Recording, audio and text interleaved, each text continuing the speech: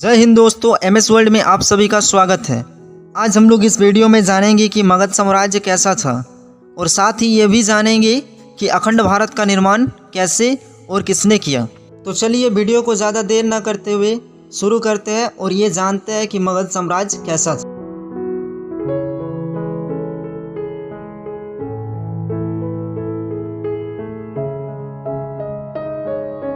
जैसे कि आप जानते हैं कि प्राचीन काल में भारत 16 महाजनपद में बटा हुआ था। मगध प्राचीन भारत के 16 महाजनपदों में से एक था। आधुनिक पटना और गया जिला इसमें शामिल थे। इसकी राजधानी गिरिब्रज जो वर्तमान में राजगीर के नाम से जाना जाता है। बाद में मगध की राजधानी पाटलिपुत्र स्थापित हो गई, जो कि वर्तमान में पटना के नाम से जाना जाता है। मगध का सर्वप्रथम उल्लेख अथर्ववेद में मिलता है।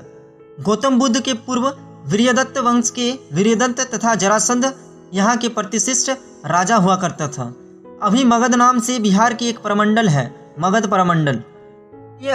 चलिए अब जानते हैं कि मगध में कौन सी भाषाएं प्रचलित थी और यहाँ कौन कौन से धर्म के लोग रहा करते थे। मगध के प्रचलित भाषाएं संस्कृत और मागधी थी। यहाँ प्राचीन काल में हिंदू धर्म, बौद्ध धर्म तथा जैन धर्म के लोग रहते थे। यहाँ पर राजतंत्र की सरकार थी।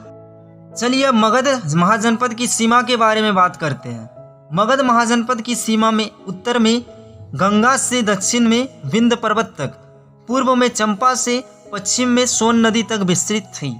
मगध की प्राचीन राजधानी राजगीर था। बाद में इसका राजधानी पाटलिपुत्र स्थापित हो गई थी। मगध राज्य में बहुत सारे राज्य जैसे कौशल, वत्स व अवंती आदि जैसे राज्यों को मिलाकर अखंड भारत का निर्माण किया गया था।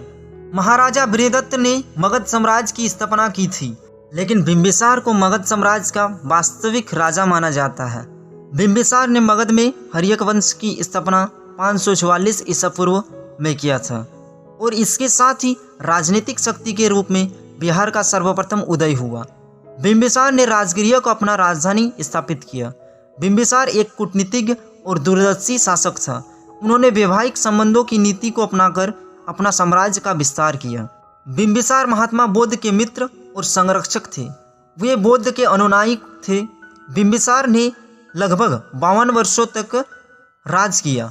फिर उनके पुत्र अजातशत्रु ने बिंबिसार की हत्या कर दिया और खुद मगध साम्राज्य के राजगद्दी पर बैठ गया। हर्यक वंश का अंतिम शासक महाराजा नागदशक को शिशुनाग द्वारा 412 ईस्वी पूर्व मगध की गद्दी से हटा दिया गया।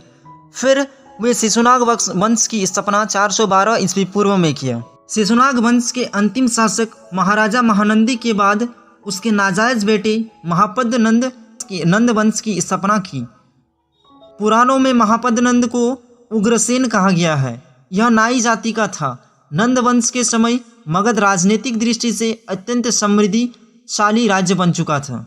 नंद वंश के अंतिम शासक धनानंद के समय भारत पर सिकंदर ने आक्रमण किया था।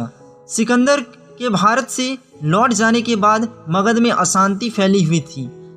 धनानंद एक लालची और धन संग्रही शासक था, जिसके पास असीम शक्ति और संपत्ति के बाद भी वो जनता का विश्वास नहीं जीत पाया था।